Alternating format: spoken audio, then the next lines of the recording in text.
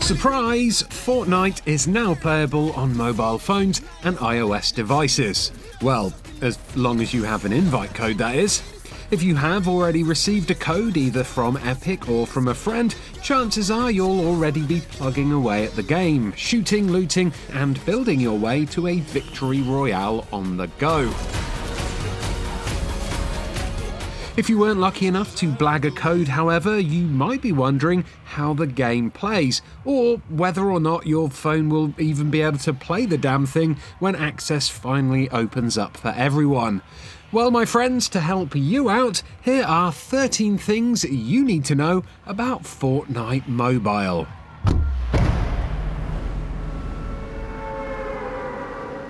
Congratulations, you've got your code to play Fortnite on mobile. So, why is it doing this?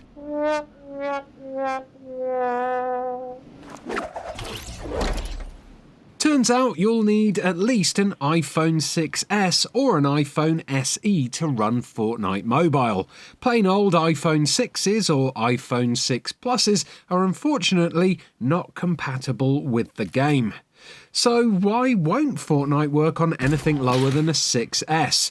Well, it's all down to the device's processor, specifically the Apple A9 chip.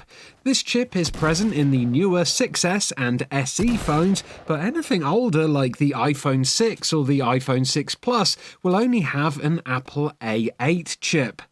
Fortnite Mobile will also work on some iPads, namely the iPad Mini 4, iPad Pro and the iPad Air 2. Basically, any iPhone or iPad device manufactured in 2017 or later should be compatible. Sadly, this means Fortnite Mobile is also incompatible with Apple TV, so if you were thinking about giving that a try, I've just saved you about half an hour of faffing around. There's no news yet about what Android devices will be compatible with Fortnite Mobile, because that support isn't coming in for the next few months. Because Fortnite Mobile is available across a range of devices, your experience will be slightly different depending on which one you use. The footage I'm using for the majority of this video comes from a 6S, but as you can see from this iPhone X footage, that phone features a slightly wider aspect ratio. The extra power it provides also gives an increased draw distance, more robust shadows, lots of foliage and higher resolution textures. It's possible to see more of the game world with these improvements, and the visuals more closely match the console release. On iPhone SE and 6S, detail is pared back to a minimum with reduced image quality and a massive reduction in overall scene size. It's a difference you might expect when playing a PS3 version of a PlayStation 4 cross-gen game. Basically, the game is fundamentally the same across all devices, but the presentation is drastically cut down on some of them in order to run smoothly. Unlike the console version of Fortnite, the frame rate on mobile is capped at a maximum of 30 frames per second, which makes sense when it comes to conserving battery life more than anything else. Before you even go about trying to install Fortnite Mobile, it's worth pointing out that the game itself is a whopping 2 GB in size. If you've got a device with a lot of storage, that shouldn't be too much of a problem, but if you're constantly running out of space on your phone, this is something you're really going to need to consider.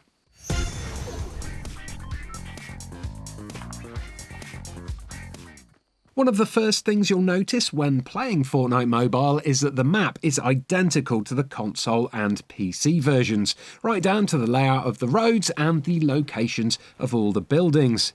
Because no shortcuts have been taken, Epic has been able to make it so cross-platform play is possible across mobile, console and PC.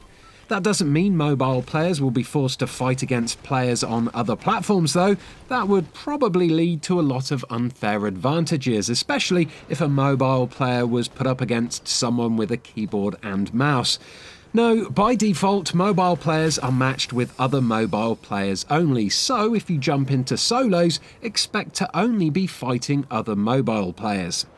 If you do want to indulge in some cross-platform play though, you'll need to opt into it, but once you've done that, you'll be able to join squads with friends on other platforms. To keep things fair, your squad will then only be match-made against other multi-platform squads, which is nice because it means PC-only squads won't be able to come along and tear all the multi-platform squads to pieces.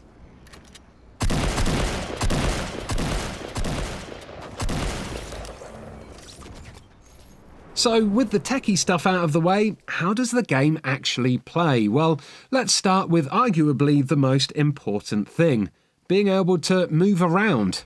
Taking cues from a lot of touchscreen shooters, the left-hand side of the screen has a virtual stick for movement. You push it in the direction you want to move, or you can double tap the stick to put the character into an auto run in case, I don't know, you want to pick your nose or scratch your bum or something. On the right-hand side of the screen, you can use the crouch and jump icons to, you guessed it, crouch and jump. And that's about it.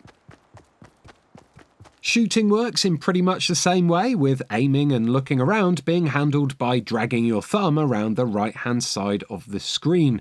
To fire, just tap the screen and your character will automatically shoot in the direction you're looking. But if you want to have a little bit more control over your aim, you can press the aim down sights button, which is located just next to the crouch icon. Oh, and to make things a bit easier for touchscreen controls, there's also a little bit of auto-aim in there as well. It's not a huge amount, but there's enough to balance out the inaccuracy caused by clumsy thumbs. If you need to reload or change your weapon, it's as easy as tapping the icons on the bottom part of the screen. That little button next to the ammo counter will activate your reloads, whilst tapping any weapon on the HUD inventory will instantly equip it. Fortnite's signature building mechanic also translates pretty well to mobile. Just click on the building icon to enter the build mode, and, as long as you have the materials, you can build to your heart's content.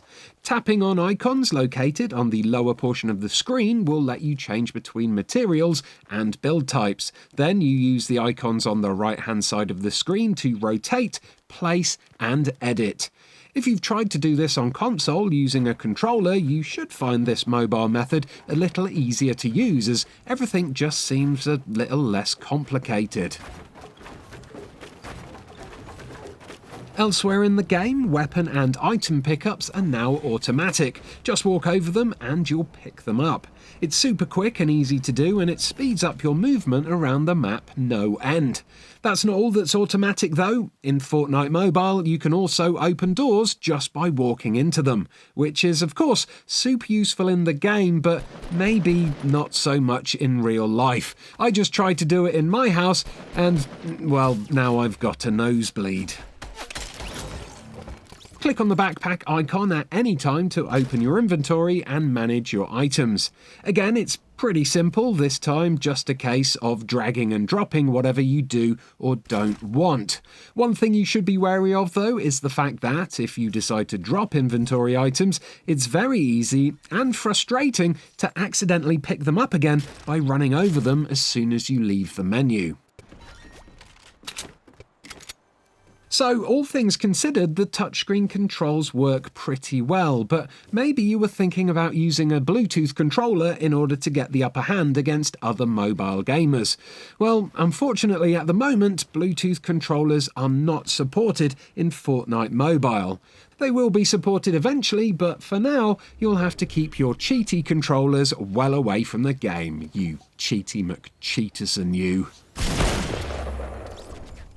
Playing Fortnite wherever you want is obviously a great idea, but sometimes you might be in a situation where things are a bit too noisy and you don't have any headphones.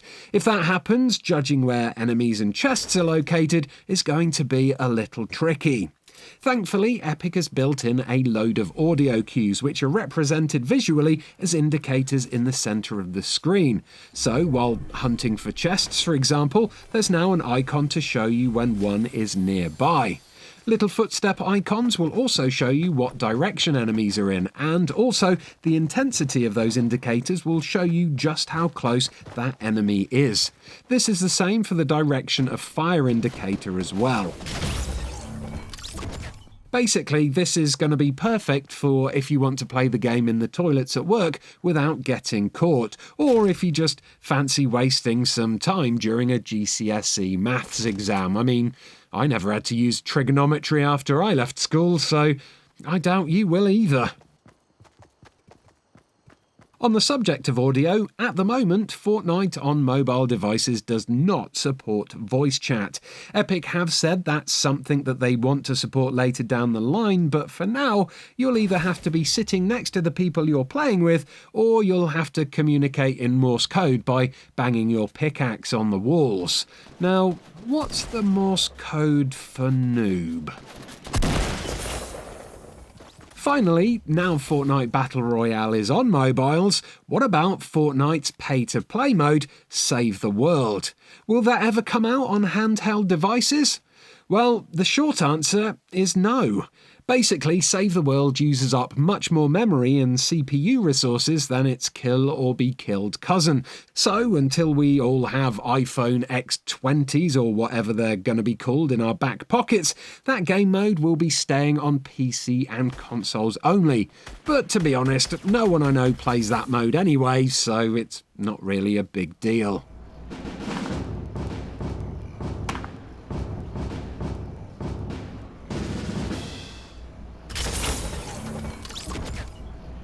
And there we go, those were 13 things you needed to know about Fortnite on mobile phones. Now you do know those things, what do you think about it? Do you plan to get Fortnite on mobile, or are you waiting for the PUBG mobile game to get released in your neck of the woods instead? Let us know in the comments below, like and subscribe if you enjoyed this video, and do have a lovely day that's filled with many victory royales. Goodbye.